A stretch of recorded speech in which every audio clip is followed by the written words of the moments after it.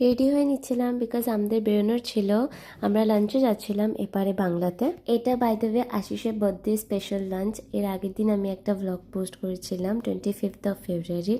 তো এই ভ্লগটা হলো অল অ্যাবাউট 26 ফেব্রুয়ারি, মানে ওর বার্থডের দিনের ভ্লগ। তো এপারে বাংলা হলো আমার আর আশিসের one of the most favourite একটা রেস্টুরেন্ট।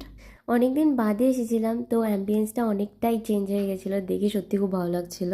গিয়ে খাওয়ার অর্ডার দিয়ে দিলাম। আমাদের যেতে যেতে একটু লেটই হয়েছিল, তো প্রচন্ড খিদে পেয়ে গেছিলো। যা যা খাওয়ার অর্ডার করেছিলাম সবকটা তো মনে নেই, তবুও আমি বলে দিচ্ছি। সাদা ভাত, ঘি, ডাল, আলু ভাজা, কষানো মাংস, তারপর লুচি ছিল, ইলিশ মাছ ছিল।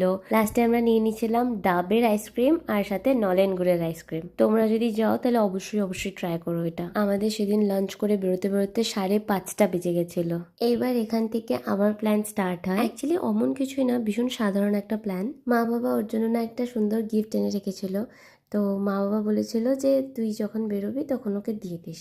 তা আমি বললাম না, ওকে আমি নিয়ে আসবো। আমরা বাড়িতে সবাই মিলে একসাথে হই হুল্লোড় করতে করতে কেক কাটবো, সমস্ত কিছু হবে। আর তখন মারও খুব ভালো লাগলো প্ল্যানটা। যাই হোক, বাড়িতে এসে দেখি টিউশন পড়ছে বাচ্চারা। তো আমরা ওয়েট করছিলাম ওদের টিউশনটা কখন শেষ হবে, তাহলে সবাই একসাথে মিলে মজা করতে পারবো। কেক তো বাড়িতে আনাই ছিল, তো তারপর আমি ওটাকে জাস্ট একটু প্লেটে সার্ভ করে নিয়ে আসলাম।